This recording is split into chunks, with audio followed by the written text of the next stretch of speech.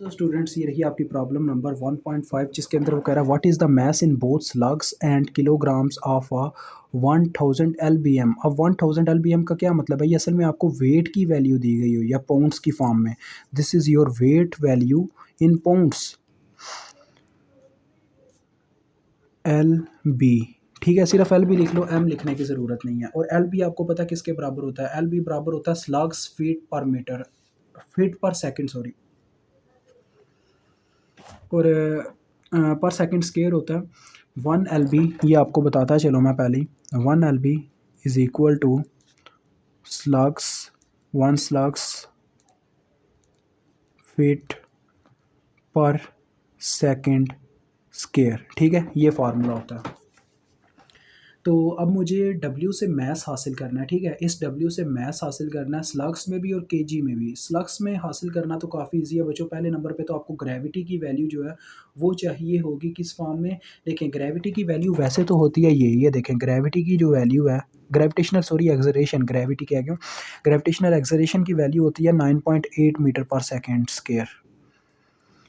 ठीक है, अब 1 मीटर के अंदर असल में कितने मतलब के फिट होते हैं? 1 मीटर के अंदर 3.28 फिट होते हैं। ठीक है, तो मैं क्या करूँगा, इस मीटर को फिट में कन्वर्ट कर लूँगा, यानी कि 9.8 को मल्टीप्लाई करवाऊँगा 3.28 के साथ।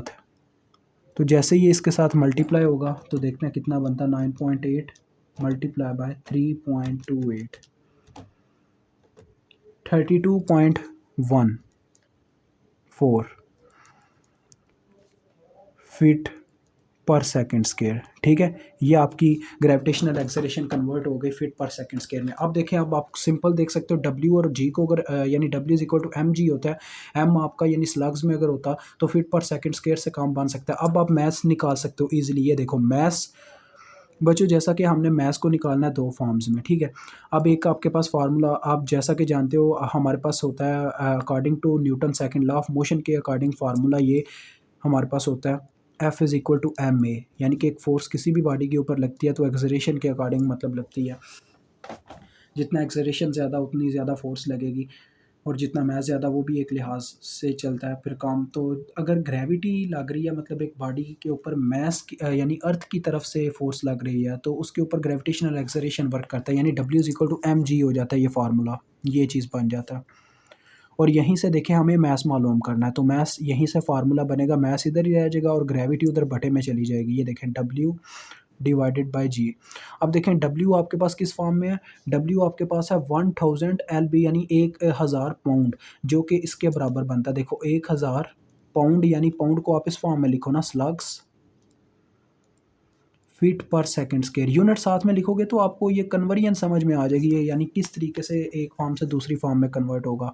और बटे में देखो ग्रेविटी ये ग्रेविटेशनल एक्सलरेशन आएगा 32.14 फीट पर सेकंड स्क्वायर। आप देखो बच्चों, आप खुद देख सकते हो ये फीट पर सेकंड स्क्वायर, फीट पर सेकंड स्क्वायर से कट जाएगा, और 1000 को जब आप इससे डिवाइड करोगे तो आपको डायरेक्ट यानी कि एक स्लग्स की फॉर्म में मैस मिल जाएगा।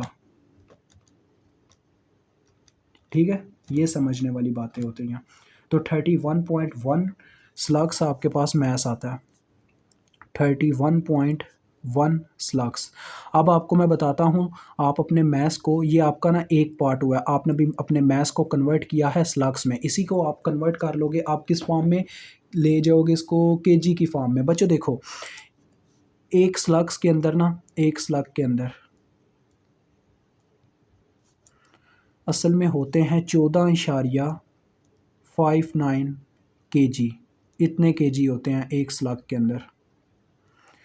तो इसका मतलब अगर मुझे एक स्लग को कन्वर्ट करना है केजीज़ की फॉर्म में, तो मुझे उस वैल्यू को 14.59 से ज़रब देनी होगी। तो देखें सिंपल सी बात है, मैथ्स को कन्वर्ट करने के लिए स्लग से इस फॉर्म में मैं क्या करूँगा, 31.1 ये स्लग्स को रिप्लेस कर दूँगा इस वैल्यू से, यानी ये मल्टीप्लाई हो जाएगा 14.59 केजी इसके साथ, तो आपकी वैल्यू केजीज़ में चली जाएगी। m इज़ इक्वल टू, अभी देखते हैं कितना बनता है, मल्टीप्लाई बाय 14.59, तो ये बच्चों वैल्यू आपकी बनती है 453.95 केजीज़। ठीक है, तो ये आपका हो गया डन। मुझे उम्मीद है आपको ये प्रॉब्लम समझ में आ गया होगा। सिंपल इसमें बस कह लें यूनिट्स का बस एयर फेयर है और कुछ भी नहीं है।